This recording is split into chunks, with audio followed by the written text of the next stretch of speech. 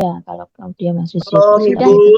Sudah. Masih. Shalom Halo Pak Mbak. Erik, siang Pak malam. Pak. Erik, Beliau malam. tabung dulu, takutnya lobet. Oh, Oh, lobet. Iya, sebentar ya Bu. oke. Iya. Ya, yuk kita bersatu dalam doa dulu yuk. Nah, kami mengucap syukur untuk Bapa kami yang di surga Elohim Yahweh, Tuhan kami Yesus Kristus sebagai Tuhan dan Juru Selamat kami. Malam hari ini Tuhan ampunilah segala pelanggaran kami, kesalahan kami, baik dalam perkataan, pikiran kami, bahkan setiap perbuatan kami yang melukaimu bahkan sesama. Basuh kami dengan kuasa darah Yesus. Malam hari ini Engkau melayakan kami. Bahkan juga Tuhan mengurapi kami dengan urapan yang baru. Dan biarlah Engkau memakai lidah bibir hamba-Mu ini. Bukan hamba yang berbicara, tapi Engkau yang berbicara kepada kami. Dan biarlah itu menjadi kerinduan-Mu atas kehidupan kami. Terima kasih Bapa untuk segala kebaikan dan kemurahan-Mu dalam kehidupan kami. Terima kasih Tuhan Yesus. Inilah doa dan ucapan syukur kami Tuhan di hadapan-Mu. Haleluya. Amin. Amin. Ya, terima kasih ibu-ibu semua yang di Taiwan, bahkan juga ada yang dari Hong Kong, Ibu Wina gabung. Ya, hari ini saya membawakan tema tentang hati dan pikiran yang selaras. Suatu hal, satu hal yang saya selalu katakan dimanapun, bahwa hati dan pikiran itu adalah sebuah motor penggerak dalam kehidupan kita. Tanpa kita sadari, itu menjadi motor penggerak dalam kehidupan kita. Di saat kita memiliki pemikiran yang salah, kita akan memiliki jalan yang salah. Di saat kita memiliki hati yang tidak benar, maka kita juga menjalani kehidupan kita tidak menjadi benar. Pikiran kita itu menentukan arah kehidupan kita. Hati kita menentukan situasi yang kita alami, situasi yang kita mau jalani. Maka betapa pentingnya hati dan pikiran itu harus selaras. Selarasnya mau seperti apa sih, Pak Erik? Mau sebagai apa sih? Ya kita harus hati dan pikiran kita harus selaras dengan apa yang Tuhan inginkan. Seringkali kan saudara semua kita pernah merasakan bagaimana hati dan pikiran itu selalu bertabrakan, benar nggak? Iya. Iya. Terkadang di dalam kehidupan kita tuh yang kita inginkan tidak sesuai dengan apa yang kita harapkan. Kita menginginkan kehidupan kita tuh semuanya smooth, semuanya baik-baik aja, semuanya tuh dijalani dengan penuh berkat. Kok banyak orang ternyata bilang, oh diberkati kamu sebuah diberkati. No. Tapi yang Tuhan inginkan di dalam kehidupan kita, di dalam kitab Filipi, dikatakan bahwa pikirkan semua yang baik, semua yang sedap didengar, semua yang mulia, pikirkanlah semuanya itu. Kitab Filipi menuliskan hal seperti itu, mengapa? Karena pikiran kita yang tadi saya bilang adalah motor dalam kehidupan kita. Penggerak seluruh kehidupan kita. Makanya setiap orang yang memiliki pemikiran yang banyak kekhawatiran, ketakutan, tidak lama pasti akan menghadapi banyak hal dalam kehidupan dia. Entah itu sakit penyakit, entah itu kelemahan tubuh. Karena apa? Pikiran itu membuat orang tidak dapat melakukan hal yang baik dalam kehidupannya. Kalau dia memiliki pemikiran yang salah, pemikiran yang tidak sesuai dengan apa yang Tuhan inginkan, dia akan menjadi Tuhan atas dirinya dan akhirnya dia akan bingung atas kehidupannya. Apalagi kalau seorang dia selalu menjalankan kehidupannya dengan logika, dengan apa-apa perhitungan logikanya dia. Salah nggak pakai logika, ibu-ibu semua? Salah nggak kita menjalankan pakai logika? Pertanyaan salah nggak? Enggak. Kalau pakai Enggak. logika, kalau kita saat aja pakai logika, ya nggak apa-apa. Tapi kalau misalnya kita segala sesuatunya dilogikakan, pasti ada satu titik dalam kehidupan kita, akhirnya kita akan mentok. Mungkin saudara semua di sini pernah mengalami seperti itu. Di saat kita berpikir dengan logika kita, oh ini saya maunya gini nih, kita hitungan rumusan dalam kehidupan kita. Kita berusaha untuk menampilkan kehidupan kita, kita maunya ini. Kita maunya list ini. Kita maunya seperti ini. Tapi ingat bahwa kehidupan kita bukanlah sutradara. Kita bukanlah sesuai dengan apa yang kita inginkan. Makanya kita ini nggak bisa menjadi sutradara atas kehidupan kita sendiri. Kalau manusia bisa mengatur seluruh kehidupannya, kenapa? Dia akan menjadi orang yang jahat. Dia akan menjadi orang yang sombong. Dia akan menjadi orang yang arogan. Dia akan menjadi orang yang angkuh. Dia nggak akan pernah memikirkan orang lain. Makanya kita punya Tuhan yang meng-create, yang menciptakan kita jauh lebih daripada logika kita. Jauh dari apa yang kita pikirkan, yang kita rancangkan. Makanya kitab Yakobus bilang, mengatakan bahwa kehidupan ini seperti uap. Hari ini kelihatan, besok nggak kelihatan. Kalau saudara nanti baca di kitab Yakobus mengenai tentang kehidupan ini seperti uap, berarti menandakan satu titik kehidupan manusia itu nggak bisa dipegang apapun dalam manusia, oleh siapapun. Manusia boleh memiliki kekayaan sampai triliunan dalam dunia ini. Manusia boleh menciptakan banyak hal, tapi manusia tidak akan pernah tahu hari esoknya. Manusia tidak akan pernah bisa mengulang apa yang sudah berlalu. Manusia secanggih apapun, sepintar apapun, dia nggak akan pernah bisa menciptakan namanya Kairos, namanya Kronos, yang bicara soal waktu. Kronos yang kita jalani, yang seringkali kita dengar dengan kata kronologi, itu dari bahasa Yunani. Kronologi diambil dari bahasa Yunani, Kronos. Perjalanan kehidupan saudara dan saya itu ada Kronos. Dari usia balita sampai dari usia bayi sampai dengan menutup mata, itu kita perjalanan kehidupan kita Kronos. Dan di dalam Kronos, di dalam kehidupan perjalanan kita ada Kairos, ada waktunya Tuhan. Makanya ada saat sekarang ini saudara dan saya, ibu-ibu semua di sini berada di dalam Kairosnya Tuhan, waktunya Tuhan, sehingga kita bisa sama-sama bersekutu. Siapa yang punya planning, punya rencana dalam kehidupannya dari usia anak-anak, nanti punya rencana, oh saya nanti 20-30 tahun ke depan, saya akan di home Taiwan, saya akan di home Hong Kong, oh saya akan menjadi anak Tuhan, saya akan jadi orang, nggak ada satupun. Bu Wina, Bu Nena, bahkan ibu-ibu yang lain, nggak pernah membayangkan bisa sampai hari ini, kok bisa saya menghidupi Tuhan, kok saya bisa mengenal Tuhan. Itu menandakan ada kairos Tuhan untuk ibu-ibu semua. Ada kasihnya Tuhan dalam kehidupan ibu-ibu semua, bapak-bapak semua yang mendengar hari ini. Ada kasih yang besar untuk kehidupan bapak ibu semua di sini. Kairos, waktunya Tuhan. Sehingga kita menjadi pribadi, oh tahu loh, hidup saya ini bukanlah aku lagi. Dan di kehidupan saya ini ada Tuhan. Dan saya mau berjuang menjadi serupa dengan Kristus. Kita berjuang menjadi apa yang menjadi keinginan Elohim Yahweh.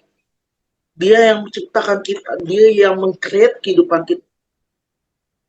Sehingga kita tahu bahwa kita bukanlah sutradara dalam kehidupan kita ini. Kita bukanlah pemilik, bukanlah owner. Kita hanyalah orang yang dipercayakan oleh Tuhan untuk menjalani kehidupan ini. Dalam menjalani kehidupan ini, kita mau nggak kairosnya Tuhan itu kita sertakan. Kita hidupin.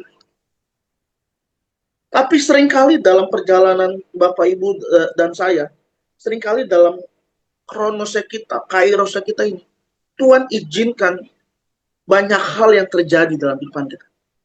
Jatuh bangunnya Bapak Ibu kita rasakan, benar. Jatuh bangunnya kita dalam mengiring Tuhan, kesetiaan kita dalam mengiring Tuhan.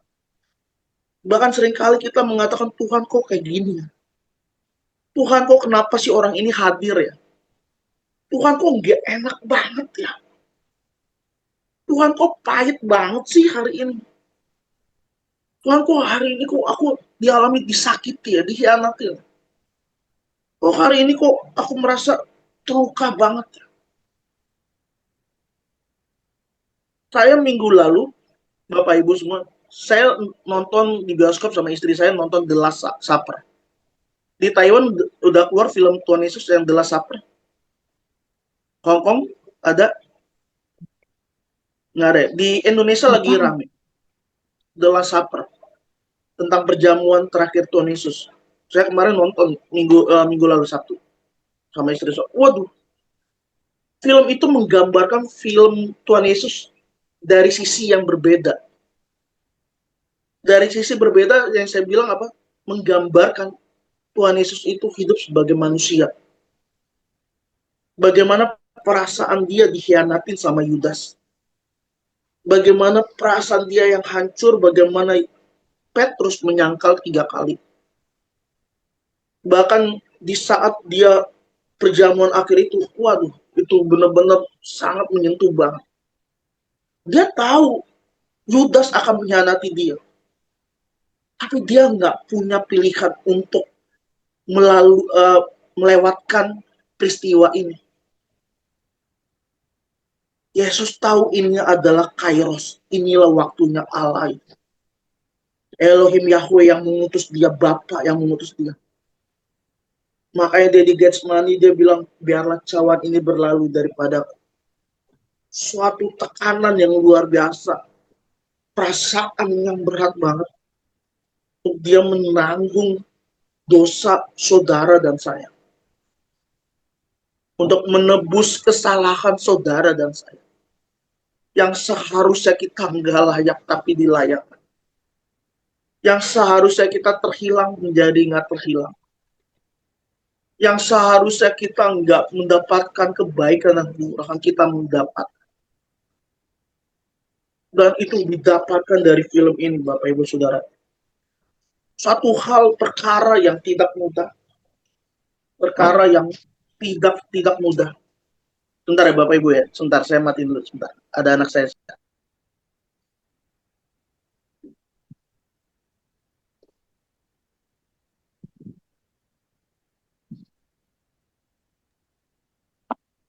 Ya, saya lanjutkan lagi. Satu perkara yang tidak mudah yang dijalani oleh Yesus. Dan menjalankan kairosnya Tuhan, waktunya Tuhan. Waktunya Allah. Enggak gampang. Sama dengan kehidupan kita sekarang, Bapak Ibu semua. Kita kan dalam kehidupan ini kan kita nggak bisa men-setting dalam kehidupan kita semuanya sesuai dengan harapan dan impian kita. Kita nggak bisa men-setting bahwa orang-orang yang kita jumpai selalu manis dan baik dalam kehidupan kita. Kita menjalani kehidupan ini nggak semua orang harus berkata baik dan benar dalam kehidupan kita. Kita nggak bisa men-setting bahwa keluarga kita keluarga yang baik semua, enggak. Tapi Tuhan izinkan sebuah proses demi proses dalam kehidupan saudara dan saya untuk membentuk kehidupan kita. Untuk membentuk pribadi kita, bukan mengandalkan kekuatan kita sendiri, tapi mengandalkan Allah. Mengandalkan Tuhan yang tidak pernah kelihatan. Tapi dia ada. Makanya saya selalu bilang di mana-mana, mengasihi Tuhan itu nggak gampang. Kenapa? Karena hukum, kalau kita bicara dari kejadian sampai dengan Wahyu, cuma berbicara 2 hal.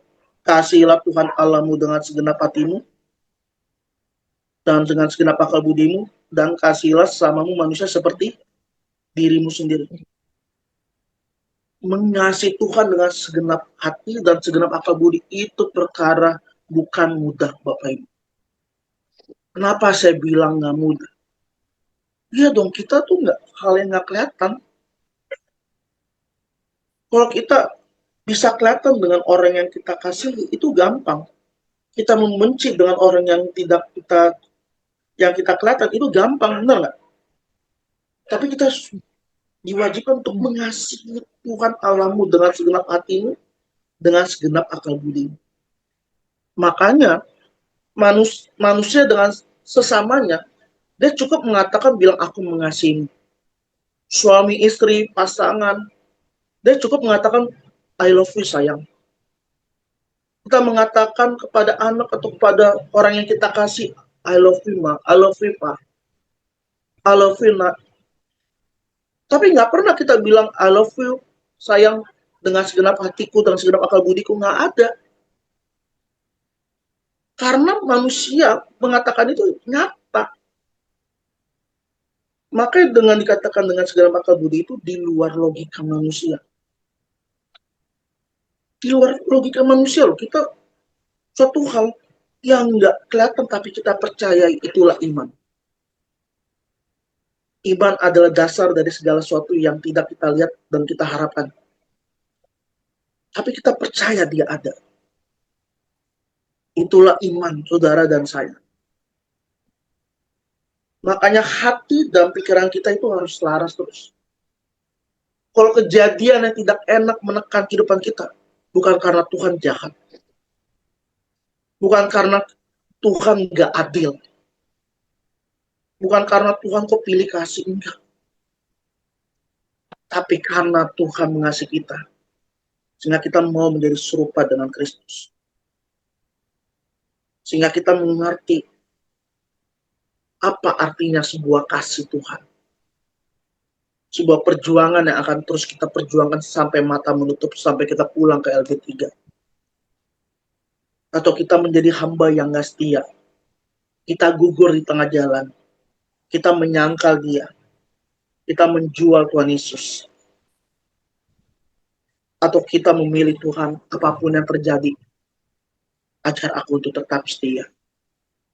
Makanya saya selalu doa dalam diri saya sendiri ya Bapak Ibu semua. Saya selalu doa nih. Jangan biarkan rohmu jauh daripadaku. Yang paling saya takutin kalau roh Tuhan jauh daripada saya. Saya ambil doa ini seperti doanya Daud. Daud boleh kehilangan segalanya. Daud boleh kehilangan tahtanya sebagai raja. Daud boleh ditekan apapun. Tapi Daud selalu berkata, jangan biarkan rohmu daripada jauh. Jauh daripada aku.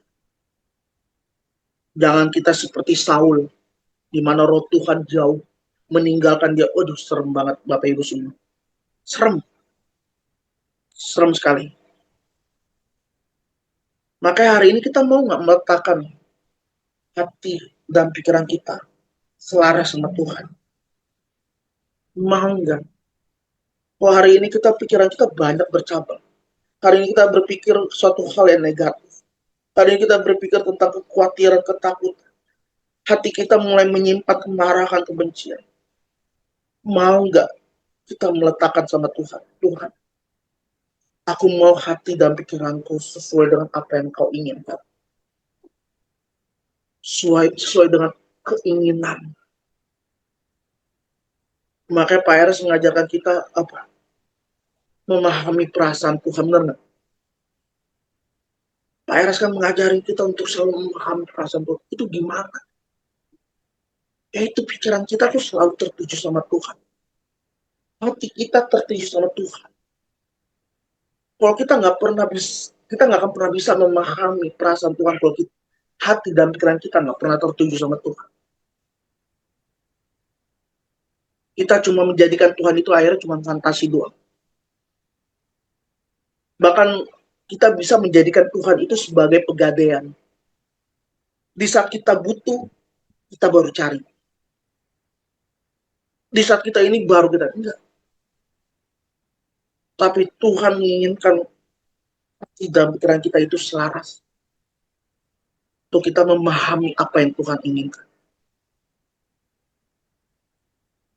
Renungkanlah firman Tuhan siang dan malam. Untuk kita merenungkan kebaikan dan kasih-Nya Tuhan setiap saat. Hari ini mungkin di antara Bapak Ibu Saudara semua hari ini mungkin ada hatinya mulai gejelimet. Gejelimet apa? Apa ya? Kalau gejelimet apa? Ini bahasa Jawa atau bahasa Betawi ya? Saya kadang-kadang tuh sering Bahasa dengar Jawa. ngejelimet. Jawa ya, ngejelimet tuh kayak Jawa, jelimet. bentrok, Seperti terlalu bergumul. rumit gitu loh, Pak. Rumit. Rumit, betul. Ngejelimet, Iya. rumit. Iya, Iya. makasih Bu Nena. Iya, rumit. Ya kan, mungkin hati kita mulai ngejelimet gitu. Wah, banyak banget. Karena yang tahu kedalaman hati kita hanyalah kita dan Tuhan. Makanya aneh sekali kita, kok hati kita udah mulai jelimet, kita cari ke tempat yang lain. Hati kita ngejelimet, curhat sama yang lain. Bukannya salah ya untuk curhat atau sharing sama orang lain. Tapi yang Tuhan inginkan terutama carilah dulu Tuhan. Carilah kerajaan Allah. Carilah Tuhan. Maka kita disegarkan jiwa kita. Dan kalau kita apa-apa, kita cari manusia, itu sama kita mengandalkan manusia. Orang lain mungkin bisa membantu kita. Tapi belum tentu orang lain tuh bisa menenangkan apa yang ada di dalam kehidupan kita jauh daripada manusia. Maka betapa pentingnya malam hari ini saya membawa firman Tuhan ini. Apapun yang terjadi dalam kehidupan Bapak Ibu Saudara, libatkanlah Tuhan. Hati dan pikiranmu selalu tertuju pada Tuhan. Minta sama Tuhan pimpin. Minta Tuhan menjadi gembala kita dalam kehidupan kita. Tuntun setiap langkah kehidupan kita. Kadang kehidupan kita ini bisa lost control semuanya. Kita nggak bisa sesuai dengan apa yang Tuhan inginkan. Di saat kita marah, kita tuh bisa keluar monster kita. Benar Bapak Ibu? Di saat kita sedih, kita bisa keluar siapa diri kita. Di saat kita kecewa, kita kecewa sama satu orang ya. Itu bisa satu home, satu gereja bisa dikecewain. Saya ambil contoh sederhana untuk Bapak Ibu semua. Misalnya Ibu Wina, Ibu Wina kan karena kenal saya, Bu Wina misalnya. Ya kan, Bu Wina ini kecewa dengan namanya Pak Erik Soplanit itu. Mungkin saya menyakiti Bu Wina, atau saya mungkin buat Bu Wina kecewa. Oh bisa, langsung, enggak saya nggak mau ke home, ada Pak Erik. Enggak pas dengar ada pembicara siapa? Oh Erik, oh Pak Erik itu, dia tuh setan lebih daripada setan. Iya kan, saya nggak mau. Iya, tuh kelakuan aja tuh sok-sok suci. Tapi tuh setan itu orang tuh, wow. Dari situ akhirnya apa? Enggak, saya nggak mau ikut home. Dari nggak mau ikut home, akhirnya apa? Enggak, saya nggak mau ke gereja. Saya nggak mau cari Tuhan. Unik, manusia ini unik semuanya. Maaf ya Bu Wina, saya ambil contoh tadi Bu Wina ya. Tapi ini sebuah gambaran yang saya kasih ke Bapak Ibu semua. Ini sebuah realita, sering banget terjadi. Kita kecewa sama seseorang, kita bisa merembetnya ke semuanya tuh. Bahkan yang disalahkan Tuhan ujungnya. Enggak, saya nggak mau ke gereja lagi. Saya udah kepahitan sama orang Kristen. Saya udah males lihat pendeta itu. Saya nggak mau lagi. Iya. Makanya saya baru mengerti kenapa Pak Eres selalu mengajarkan kita untuk menjaga perasaannya Tuhan. Karena inilah, manusia tuh bisa kecewa banget. Manusia itu bisa, kemarahannya besar banget. Tapi kalau kita saling menjaga perasaan Tuhan, kita menjaga hidup kita. Oh, Bapak Ibu, kita semua ini banyak godaan. Setuju nggak? Kita ini tiap hari pasti dilewati dengan godaan. Dan pencobaan itu selalu mau menghampiri kita. Makanya Tuhan Yesus mengajarkan kita doa dan berjaga-jagalah. Kenapa? Karena kita tahu kita punya musuh. Bapak Ibu Saudara kita semua, kita punya musuh. Musuh kita ini kita bukan melawan darah dan daging, tapi melawan roh-roh. Kalau firman Tuhan bilang, roh-roh penghulu di udara, kuasa kegelapan, kuasa si jahat, yang bisa suatu saat menerkam kita. Maka firman Tuhan menggambarkan, iblis itu seperti singa yang mengaum-ngaum, yang siap menerkam Bapak, Ibu, dan saya. Untuk membuat kita meninggalkan Tuhan. Buat kita berhenti dan bilang, udah cukup deh. Udah kayak saya kayak gini aja deh. Tapi mau nggak malam hari ini kita belajar, Tuhan ajar aku selalu. Untuk hati dan pikiranku selaras denganmu. Ajar hatiku selalu memiliki kerinduan kepadamu. Sehingga hatiku, jiwaku, rindu akan aliran sungaimu. Bahkan kita mengatakan, ajar aku rindu seperti rusa yang merindukan aliran sungaimu. Sehingga pribadi kita menjadi pribadi yang haus sama Tuhan. Dan kita selalu bilang, Tuhan, jagailah pikiran. Biarlah pikiranku pikiran yang tertuju kepadamu. Pikiran yang takut akan Tuhan. Pikiran yang mempercayaimu. Kita minta sama Tuhan untuk mengembalakan kehidupan kita. Jangan pernah Bapak Ibu semua di sini mengandalkan kekuatan sendiri. Kita terbatas. Kita nggak bisa berbuat apa-apa. Tapi percayalah bahwa kita nggak pernah sendirian. Kita ada Tuhan yang selalu menyertai kita. Kalau hari ini hati dan pikiranmu mulai ngejelimet, cukup bawa ke dalam tangan Tuhan. Tuhan, kau tahu aku. Engkau mengenal aku. Kalau pikiranmu udah mulai ada ketakutan dan kekhawatiran, bahkan merasa curiga yang besar terhadap Tuhan dan sesama, bilang sama Tuhan, Tuhan biar pikiranku pikiran yang benar, pikiran yang baik. Aku mau pikirkan semua yang baik, semua yang sedap didengar, semua yang mulia. Aku mau pikirkan. Bawa seluruh kehidupan kita ke dalam tangan Tuhan. Jangan pernah melangkah tanpa beserta dengan Tuhan. Tapi libatkanlah Tuhan sebelum engkau memulai aktivitas. Sebelum engkau melakukan pekerjaan apapun, minta Tuhan sertai. Minta Tuhan terlibat. Karena di dalam perjalanan kehidupan kita yang tadi saya bilang kronis, kita nggak akan pernah tahu kita akan berjumpa dengan siapa. Hari ini kita bisa sukacita, pagi hari tiba-tiba siang hari kita bisa dibuat jengkel sama orang. Ya kan? Bisa dibuat marah. Kita bisa dibuat mood kita berubah. Perasaan kita berubah. Kita jadi nggak enak.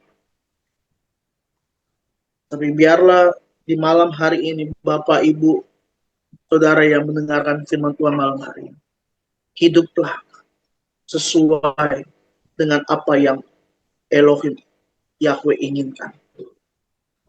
Apa yang Tuhan sudah create, menciptakan kita, tetaplah kita di dalamnya. Jangan biarkan kita memaksa diri kita untuk keluar. Tapi paksa diri kita untuk mengiring Tuhan, mengikut Tuhan, setia sampai mata menutup kita. Ya, Tuhan Yesus memberkati Bapak Ibu semua, firman Tuhan malam hari ini dari saya. Dan biarlah firman Tuhan malam hari ini untuk kita bisa renungkan dan itu menjadi kekuatan yang baru bagi kehidupan kita. Biar saya mau doa dulu, habis itu kita bisa sharing ya Bapak Ibu. Kita mau angkat pujian hatiku terarah padamu. Hatiku terarah padamu. Pikiranku berkunci untukmu. Hatiku pandang kemuliaan-Mu, menyembah Engkau Bapa. Hatiku terarah padamu. Pikiranku terkunci untukmu, mataku pandang kemuliaan-Mu, menyembah Engkau Bapa. Hadirat-Mu besertaku,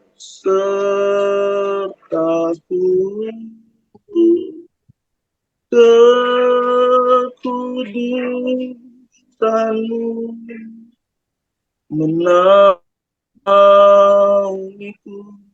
memenuhiku sekarang. Hadirat-Mu besertaku,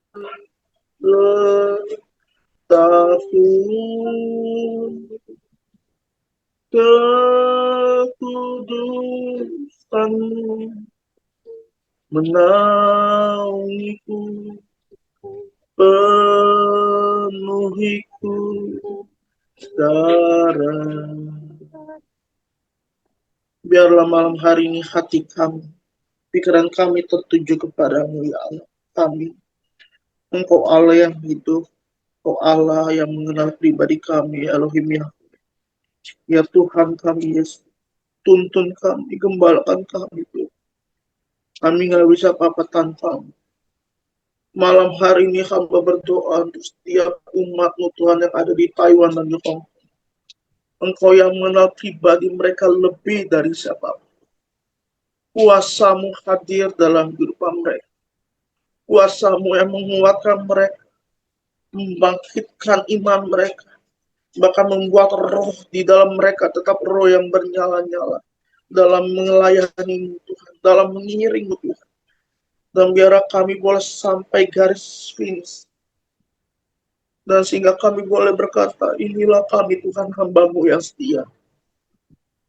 Terima kasih Bapak untuk malam hari ini. Biarlah firman yang ditabur di malam hari, biarlah kami menyiapkan di tanah hati kami yang paling subur. Biarlah firman-Mu itu boleh berakar, bertumbuh dan berbuah dalam kehidupan kami. Sehingga kehidupan kami menjadi kehidupan yang manis di hadapan-Mu dan sesama. Sehingga orang lain boleh melihat ada Kristus di dalam kehidupan kami.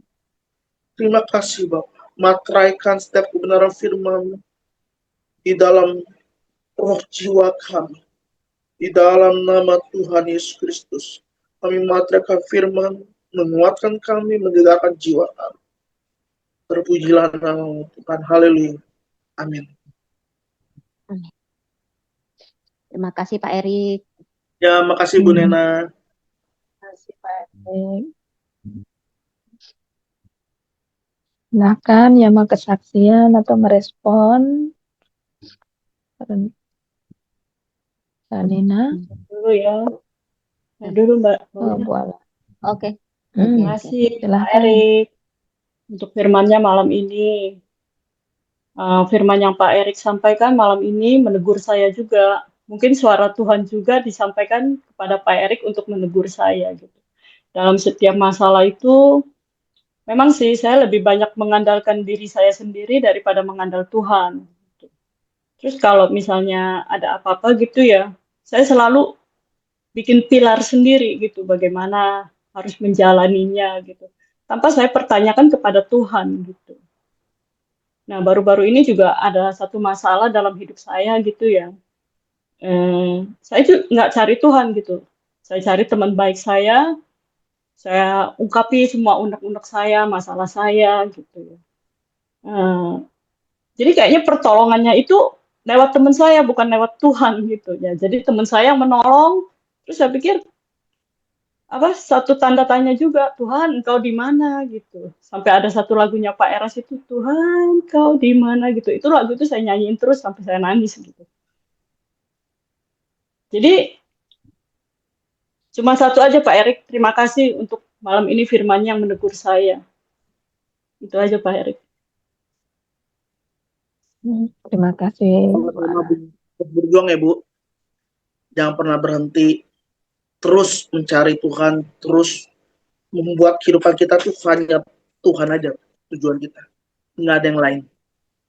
Yang lainnya itu yang kita dapatkan itu cuma bonus. Tapi pribadi Bapak Ibu dan saya itu harus melekat sama Tuhan. Itu doang. Makasih Bu.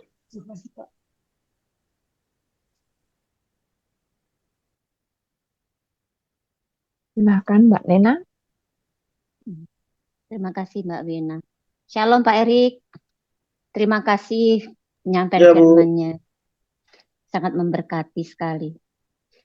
Kalau saya sih dalam hidup saya sering bertanya kepada Tuhan tuh begini. Tuhan, kenapa Tuhan tuh mempertemukan saya dengan orang-orang yang seperti ini gitu. Yang kayaknya tuh orang-orang yang negatif gitu loh Pak. Bukan orang-orang yang positif seperti itu. Kadang-kadang tuh mereka tuh menyakiti, kayak memanfaatkan seperti itu. Terus ketika saya waktu mengalami seperti itu, saya tuh ingat khotbahnya Pak Eras gitu. Besi menajamkan besi itu loh. Jadi memang Tuhan tuh mungkin sengaja mempertemukan saya dengan orang-orang seperti itu karena ya itu tadi untuk menajamkan saya tadi. Karena masih banyak kayak emosi-emosi saya yang harus dikuras ini gitu loh. Sehingga saya dipertemukan dengan orang-orang yang menguras emosi tadi. Supaya saya bisa belajar gitu, meredam emosi seperti itu. Seperti itu saja sih saya. Kebanyakan seperti itu yang saya alami. Seperti itu Pak. Makasih. Terima kasih Ya, Bu Bu. Nena. Terus Siapa lagi? Bu Nena mungkin harus kita memikirkan gini, Bu. Kita nggak mungkin mendapatkan rekan-rekan kita, saudara kita, keluarga kita tuh semua yang sesuai keinginan kita. Iya. Tapi dari mereka lah kita akhirnya diasah. Pisau tidak akan pernah bisa dikatakan pisau kalau dia nggak tajam. Makanya firman Tuhan yang tadi Bu Nena bilang di kitab Amsal, besi menajamkan besi, manusia menajamkan sesamanya. Tuhan izinkan orang itu ada di dalam kehidupan kita. Bukan untuk kita menjauhi, tapi biarlah kita diasah. Dan kita bersyukur sama Tuhan. Tapi kita nggak boleh menaruh kebencian dan kemarahan. Kita nggak boleh menaruh kemarahan dan kebencian. Tapi kita mengucap syukur dalam segala hal. Dan itu yang harus kita lakukan. Ada satu lagi Pak yang saya mau tanyakan ya Pak. Maaf saya potong dulu. Ya, Saya apa, Bu? seperti ini. Saya sekarang ini kan sedang ada yang orang memfitnah saya gitu ya, orang Taiwan memfitnah saya gitu. Sering tuh membicarakan saya di belakang saya gitu. Tapi saya tahu dan saya mendengar, tapi saya tidak merespon. Biar saja mereka mau bicara apa, saya nggak perlu konfirmasi gitu. Saya nggak perlu menjelaskan apapun gitu. Itu sudah benar apa enggak Pak menurut Pak Erik gitu. Jadi Ibu nggak mau tahu siapa orangnya gitu ya?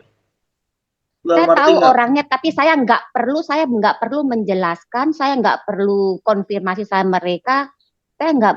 Saya seperti itu gitu. Saya memilih itu diam gitu. Saya tahu orangnya, tapi saya memilih itu diam gitu. Betul Bu.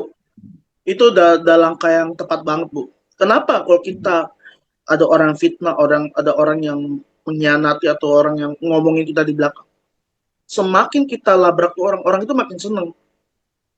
Iya. Dan ternyata, kemakan nih. Saya omongin dia ini. Mungkin depan pas Ibu labrak, dia akan kaget, shock gitu. Kan biasa kan reaksi manusia gitu. Pas dilabrak, enggak, bukan saya loh. Dia pasti akan menyangkal. Dia akan mulai kayak Petrus, akhirnya menyangkal. Oh enggak, bukan saya. Saya nggak pernah ngomong gitu, ya kan? Saya nggak pernah melakukan kayak gitu. Saya nggak mungkin. Itu reaksi manusia pada dasarnya. Iya. Tapi kalau kita mendiamkan, makanya Pak Eras kalau wajar kita ajarku diam, udah diam aja. Meskipun tuh hati nggak enak dan pikiran kita mulai kacau nih dengan memikirkan persoalan ini. Semakin kita pikirkan, semakin kita masuk dalam perasaan itu, Bapak Ibu. Makanya kalau kayak gitu nggak usah dipikirkan. Di saat ada kejadian kayak gitu, udah kita tarik diri kita dan kita bilang, oh iya biarin. Saya nggak mau pikirkan.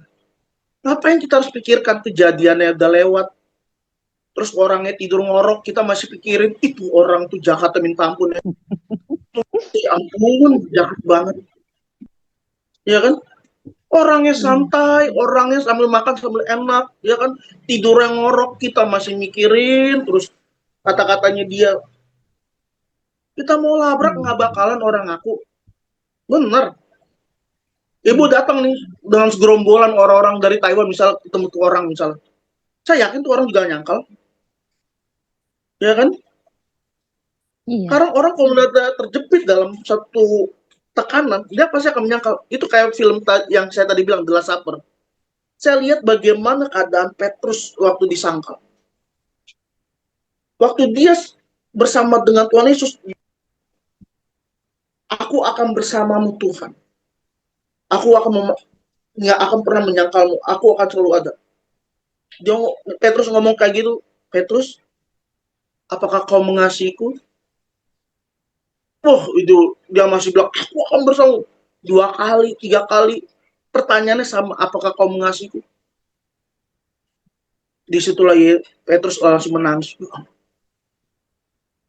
Kata Tuhan Yesus, sebelum ayam berkokok di pagi hari, engkau sudah menyangkalku 3 kali. Dan di dalam film itu, Petrus di saat dia menyangkal, dia bukan one on one, tapi dikepung sama orang Farisi dan Saduki. Jadi di saat Yesus ditangkap itu sama Imam Kayafas, itu ada orang-orang Farisi yang menentang Yesus. Bagaimana misalnya Bapak Ibu semua kita dikepung misalnya satu orang di tengah-tengah misalnya perkumpulan yang nggak setuju sama kita. Misalnya Bapak Ibu misalnya gini, oh saya ini home, saya dari Pak Erik nih home-nya, misalnya ya, contoh ya, saya home dari Pak Erik nih dengerin, terus tiba-tiba ada kejadian, oh ini bukan yang sama Pak Erik ya, kok ibu-ibu dalam tekanan, pasti susah untuk bilang kita kayak gini, karena kejadian kayak gitu. Makanya kalau misalnya diperhadapkan sama orang itu dengan tanya lagi, nggak usah. Makanya udah paling tepat, Ibu Nena nggak usah pikirkan, nggak usah anggepin, ya kan, nggak usah mikirin apa-apa. Kok makin kita pikirin, kok makin orang tuh seneng. Semakin kita ladenin, makin seneng dia. Udah anggap aja nggak pernah terjadi. Sampai dia pusing, kok kenapa ini orang kok saya udah kasih kayak gini kok nggak ladenin. Udah biarin. Jadi gitu Bu Nena. Ya, udah tepat untuk menata hati dan pikiran kita. Karena kita tuh harus benar-benar menata hati dan pikiran kita. Waduh. Iya. Nggak gampang. Memang sih sakit Pak, sakit sekali. Saya seumpama saya lewat itu ya, itu semua orang tuh kayak membicarakan hal, tapi membicarakan hal itu hal yang salah gitu. Baru aku nggak perlu explain sama mereka gitu loh. Buat apa aku explain sama mereka, nggak perlu gitu. Maka saya ambil jalan diam saja gitu. Ya. Karena kita ngomongin, karena orang itu nggak mungkin ngomongin kita tuh depan-depan kita, nggak mungkin. Tipikal orang Indonesia ya Bu ya. Orang Indonesia tuh lebih seneng ngomongin orang di belakang daripada di depan. Sama Pak, di Taiwan orang Taiwan asli Pak yang sedang memfitnah saya ini orang Taiwan asli. Loh kan sama, berarti pribadi manusianya kan sama kan? Iya, makanya mereka nggak mau tanya langsung ke saya apa poin masalahnya, tapi mereka udah cici-cica-cacep di luar tuh bicara yang itu bukan yang sebenarnya gitu. Seperti itu loh Pak. Makanya saya juga nggak perlu saya explain menjelaskan apa hal kalau mereka nggak tanya langsung ke saya buat apa. Buat saya berpikirnya seperti itu. Saya jelaskan pun mereka belum tentu mereka itu menerima seperti itu loh. Ya.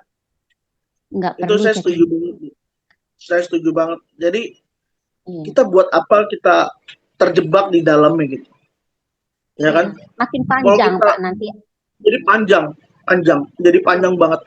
Saya cuma percaya gini Bu, satu hal. Kalau kita hidup benar dalam Tuhan, Tuhan yang bela kita.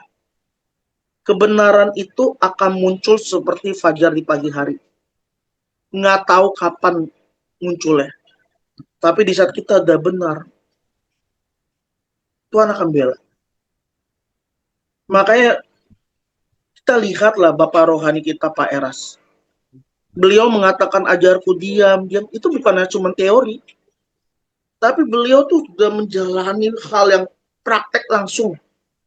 Bagaimana beliau dikatakan difitnah, dihina. Kita mah masih satu atau dua orang, Bu. Ini hampir semuanya. Banyak bagaimana orang-orang meninggalkan dia yang dulunya loyal banget, tiba-tiba meninggalkan. Wah, itu perasaannya susah banget, Bu. Makanya tuh yang diajarkan Pak Eras itu ya pengajaran Yesus Kristus, gimana untuk diam. Itu nggak enak tuh daging. Nggak enak tuh daging, bener nggak? Bertolak belakang.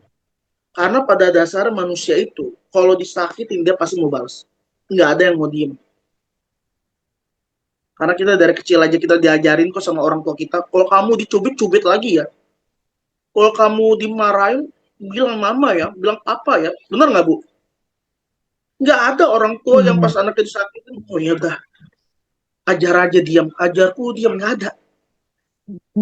Itu jarang sekali, Bu. Bener nggak? Iya, betul. Jarang banget.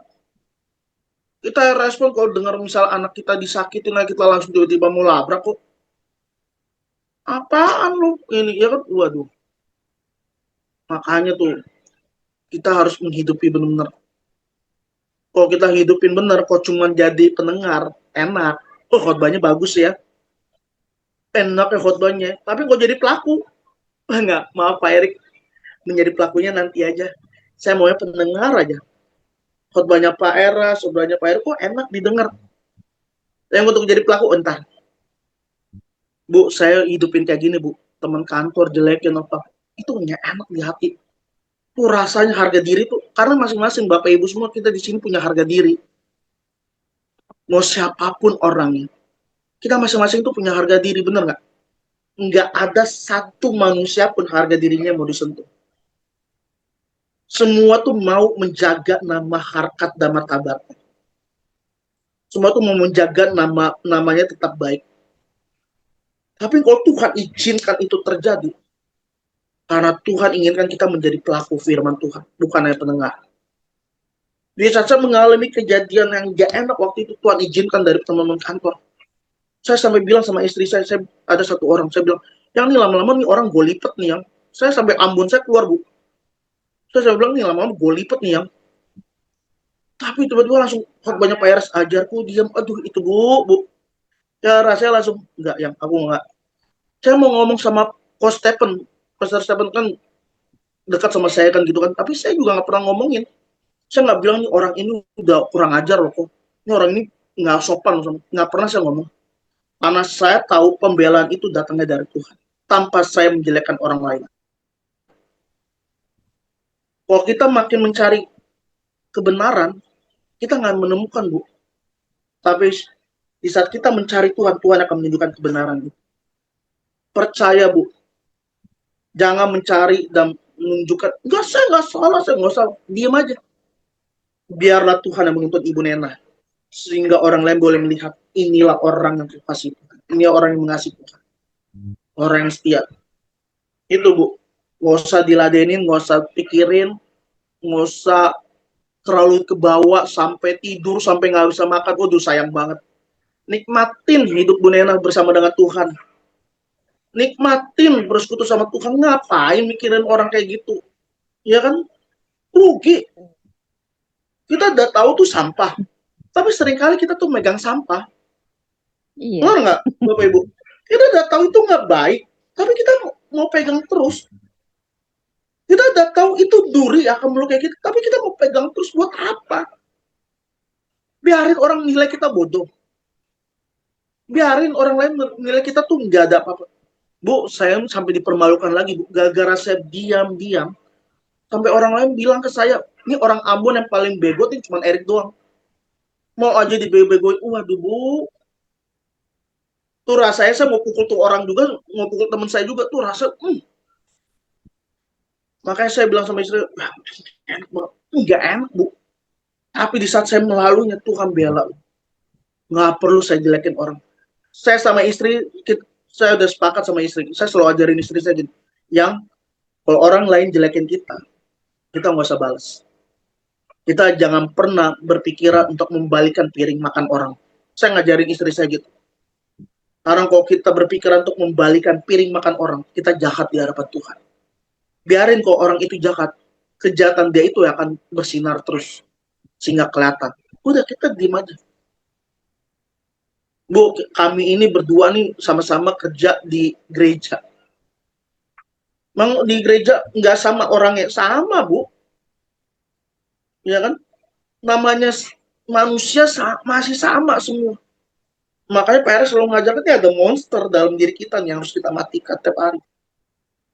Kita bisa iri kok sama orang, kita bisa cemburu sama orang, kita bisa benci sama orang.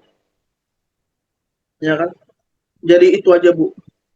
Push pikiran ibu, hati ibu dari masalah ini. Cari Tuhan terus. Nggak usah nangisin untuk hal yang bodoh. Jangan terlalu kita mikirkan suatu hal yang menjadi sampah dalam kehidupan kita. Bangkitin roh di dalam diri ibu. Enggak, aku mau tetap berdiri. Aku percaya Tuhan bela aku. Selama kita benar Tuhan bela. Tapi kalau kita melenceng, kita akan dipermalukan Tuhan. Jangan sampai kita mempermalukan Tuhan dan kita dipermalukan oleh Tuhan. Minta sama Tuhan selalu menyertai kita. Jadi mulai malam ini Ibu Nena tidur nyenyak, kalau perlu ngorok, kalau perlu sambil tidur sambil enak, sama memuji Tuhan. Ngapain mikirin itu, makan juga makan enak banget. Ya kan? Nggak usah mikirin ini. Ya kan? Jadi buat diri Ibu Nena menjadi pribadi orang lain tuh, busetnya orang jadi jelekin, jadi fitnah, jadi apa itu, mukanya bersinar banget ya. Mukanya kok sukacita banget ya.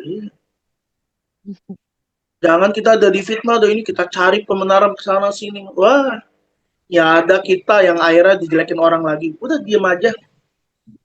Oh Bu, biarin orang mau nilai apa, nilai kita sama Tuhan kok. Meskipun hati kita daging kita tersayat-sayat Bu, sekalipun harga diri kita dijatuhkan, nggak apa-apa. Tuhan yang angkat kita. Tuhan yang bela kita. Ya Bu Nena ya. Amin. Semangat Bu. Terima kasih Pak Erik. Pikirkan home. Pikirkan home Taiwan. Pikirkan teman-teman di Taiwan. Di Hong Kong. Ya, itu Pak. lebih penting. Bagaimana orang-orang bisa mengenal Tuhan, bisa mengenal Kristus dari kehidupan aku. Itu aja. Ya. Ya mulai sekarang, Ya. malam ini, besok makan banyak langsung. Lahap semua. Ya. Itu Bu. Terima kasih Pak Erik. Boleh yang Bu. lain gantian. Terima Aku kasih kalau Mbak sudah Nena, Mbak Sarah.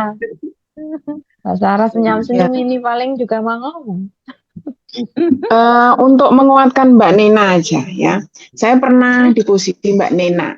Itu kalau Mbak Nena kan maksudnya yang memperlakukan Mbak Nena kan orang di luar percaya ya gitu. Itu masih masuk akal gitu. Tapi kalau di saat kita bersatu di dalam Tuhan, di dalam sinode atau di dalam pelayanan di gereja, kita saling bertumbuh dan orang itu sama-sama bertumbuh di situ, malah itulah perjuangan kita bukan sekedar gitu nangis, berdoa minta tolong sama Tuhan di belakang pintu, itulah saya lakukan. Nah saat itu ya saya mengecam yang Pastor Eras katakan, jangan membela diri gitu. Nah itu saya makan itu Pastor Eras punya khotbah itu setiap saat aku dengerin gitu. Prosesku tidak gampang, 9 tahun Mbak Nena. 9 tahun. Itu.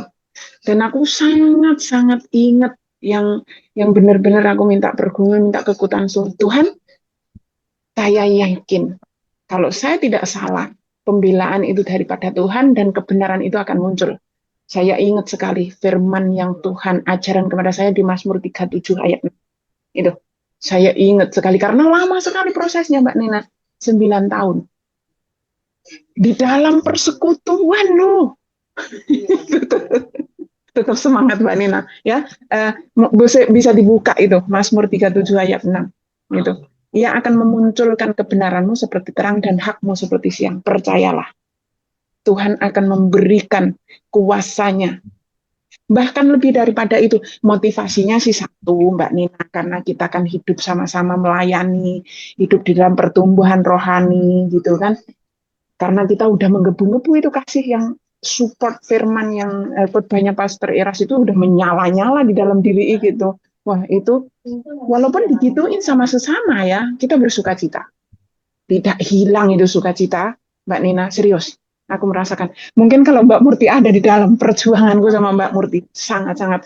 Itu orang di depan saya, gitu. Tapi saya berusaha menanggalkan diri saya untuk merangkul ya. Memaksa diri saya untuk mengasihi sesama, apalagi orang yang seiman, gitu. Kan di situ bisa Tuhan dinyatakan bahwa kita hidup di dalam Tuhan. Oh iya, gitu. Orang perjuangan kita tidak seperti sehebat Tuhan Yesus gitu. Dari Tuhan Yesus kita belajar. Mbak Nina semangat, terima kasih untuk Pak Erik ya. Kesempatannya untuk semuanya Mbak Nina ya. Semangat. Makanya aku ketawa gitu. Semangat, Iya, semangat, senyum semangat. dari tadi aku. Oke, semangat ya. Terima kasih. Pembelaan datang dari Terima kasih, Mbak Tuhan. Sarah. Kebenaranmu akan dinyatakan. Amin. Oke, terima kasih. Amin. Ada yang lain? Kalau enggak, saya mau bertanya sama Bapak Erik.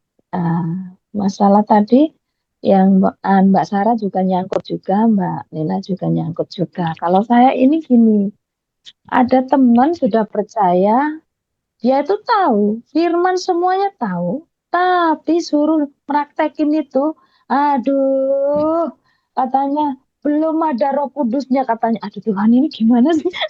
Itu sampai bingung. Kasih saya Roh Kudusnya belum jalan. Loh, kamu kan sudah percaya Tuhan toh? Iya, tapi Roh Kudusnya belum jalan gitu. Aku membimbingnya itu sampai geleng-geleng, ini gimana harus bimbingnya ya? Alah ya sudah dengan tingkah laku saya, gitu aja sudah. Dia mau ngomong apa terserah itu. Seperti capek gitu kadang itu Mbak Sarah saya itu. Gimana ini jika dia sudah tahu firman, tapi nggak ngelakuin gitu toh. Tapi kalau aku ngomongin firman, dia ngomong sudah tahu, terus gimana coba? Aduh, terima kasih Pak Erik. Gimana ini saya?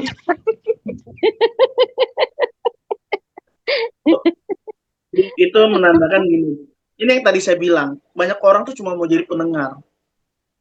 Banyak orang cuma di satu level yang mau jadi pendengar doang.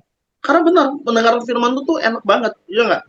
Kita kalau dapat pengkhotbah yang bagus, yang menjelaskan dengan sederhana, mudah dicerna, itu enak didengar, bener nggak? Tapi kalau untuk hidupin ya, nanti dulu Pak. Sebenarnya itu cuma pilihan dalam kehidupan kita. Kita mau jadi pendengar dan sekaligus pelaku, atau cuma menjadi pendengar. Kan itu pilihan di kita. Makanya kalau misalnya untuk orang-orang seperti itu, Bu, biarkan waktunya dia yang akan berjumpa dengan Tuhan. Kita nggak bisa paksakan. Ibu Wina suruh paksain dia, itu sama aja kayak memaksakan anak remaja yang mengikuti perkataan orang tuanya. Ngerti ya Bu ya? Ibu-ibu mungkin yang punya anak yang usia remaja, bahkan kita dulu pernah waktu usia remaja, usia 12 tahun, 13 tahun, 16 tahun, itu mau dibilang orang tua kan susah banget kan, dumel banget kan, itu kayak ibaratnya bebal banget lah.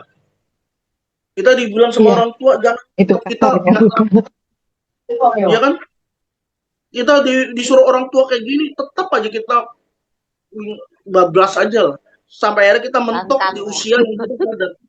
Kenapa Bu? Bangkang. Ya, bangkang. Itu seperti kayak gitu Bu. Makanya Bu Wina kalau misalnya ketemu orang kayak gitu, nggak usah, doain aja. Kalau kita ngomongin kayak gitu capek Bu. Karena itu yang tadi saya bilang. Kalau orang belum kairosnya Tuhan hadir, dia nggak akan pernah bisa. Kalau ibu-ibu berada di sini itu karena di saat Kairos Tuhan itu hadir dan ibu-ibu semua, bapak ibu di sini nangkep langsung. Oh iya, saya mau ikut Tuhan. Tapi ada orang yang enggak, nanti aja tunggu sampai infus nih. Kita pakai infus, kita di IGD baru kita, oh, Tuhan, nah itu. Ya jadi Iya, kalau kayak saya gitu sampai biar ngomong gitu juga, Bapak. Nanti sampai kamu itu baru cari Tuhan ya. sama kan kayak saya, iya. Biarin dengan waktunya Tuhan bekerja dalam kehidupan itu. Tapi yang jelas kita nggak boleh menghakimi, nggak boleh menjauhi, ya kan? Kita jadilah teladan dalam setiap perkataan kita, tindakan kita, sehingga orang lain itu bisa lihat. Tapi kalau kita ngomongin terus, waduh tuh kupingnya panas dan dia makin kesel. Sama aja kayak kalau kita dulu dia ngomongin orang tua, ya kan? Orang tua udah tahu nih yang benar, yang baik sama kita kan selalu apa sih mah? Apa sih pak? Kesel ya kan? Udah tahu tuh orang tuh ngomong baik, tapi kan kita sering banget kayak gitu kan. Sampai udah kena itu baru, oh iya mah, iya apa maaf ya mah. Aduh aku nyesel mah, kenapa ya? Udah deh. Nah jadi gitu aja Bu. Iya, terima Cukup kasih, Pak. doain aja. Kalau ibu makin ngomongin, kok orang akhirnya makin jauh, udah biarin aja. Jadilah teladan dalam perkataan dan tindakan kita. Itu lebih Tapi besar. orang ini aneh, Pak. Orang Hah? ini aneh. Aku gituin, dia malah cari saya terus. Aku itu sampai sebel. Aduh, capek jelasin sama kamu terus gitu. Terus gimana? Dia tuh cari saya terus, tapi nggak ngelakuin gitu. Aduh, Iya Bu. baru malah saya. Kadang-kadang gitulah Bu. Ada satu hati tuh dia tuh sebenarnya orang yang butuh orang lain. Tapi dia nggak mau ngikutin orang itu. Ya kan? Ada orang misalnya dia sendirian nih. Dia nggak ada temen untuk ngobrol, nggak ada temen untuk bisa curhat. Dia butuh, tapi pas di saat dinasihatin masih nggak mau berubah. Nah, jadi ibaratnya Ibu Wina tuh kayak lagi bimbing anak kecil, kayak bimbing Nah, anak. persis nah tuh. Iya, harus sabar. Orang tua kita tuh Bu, sabarnya minta ampun, bimbing anaknya, bener nggak Bu? Ibu-ibu yang di sini punya anak juga gitu kan, punya anak yang itu sabar banget. Atau tuh di hati tuh udah dongkol banget, udah kesel banget. Tapi nggak bisa berbuat apa-apa. Sabar, sabar. Akhirnya sampai berubah tuh anak. Sama kayak gini. Makin diomongin makin jauh.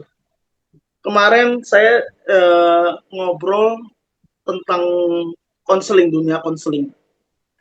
Jadi anak-anak sekarang tuh berbeda dengan anak milenial, baby boomer, ya kan, generasi X, Y, sama Gen Z sekarang. Bahkan udah ada generasi Alpha. Itu beda. Treatmentnya beda. Kalau zaman dulu saya milenial di tahun 80-an. Sebelum milenial tuh ada generasi Y kali, Y ya kalau nggak salah. Terus ada atas lagi baby boomer. Itu kalau dibilang sama orang tua masih nurut.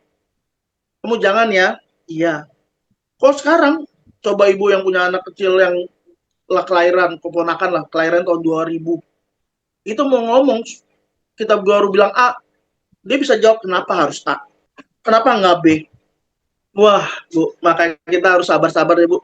Kalau kayak gitu, harus sabar. Gitu. Berarti orang itu pengen ibu menjadi perilaku pribadi yang melekat sama dia. Maka ibu harus menjadi terang dan garam. Gitu. Ya, terima kasih Itu, Pak Bu. Erik. Semangat, Bu Wina. Terima kasih. Iya ini. Semangat. Lagi semangat terus.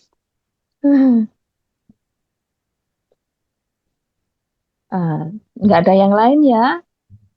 Walisa juga nggak bisa, Bu Alan juga baterainya mau habis, Bu Lili juga di off.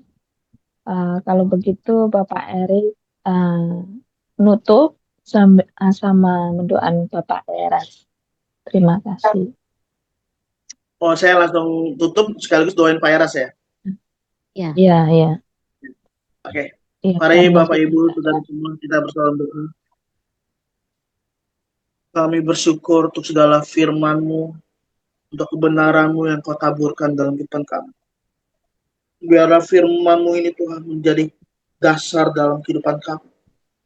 Untuk hamba beserta dengan ibu-ibu semua Tuhan, Bapak Ibu yang hadir di sini. Dan biarlah firman yang kami dengarkan menghidup.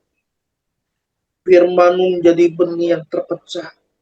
Sehingga firman-Mu berakar dan bertumbuh dan berbuah dalam kehidupan kami. Terima kasih Tuhan. Dan biarlah jadikan pribadi kami, pribadi yang menjadi teladan bagi banyak orang. Baik dalam perkataan kami, pikiran kami, perbuatan kami. Dan biarlah kami mau menjaga hidup kami untuk terus tetap berkenan di hadapan, kudus dan berkenan di hadapan.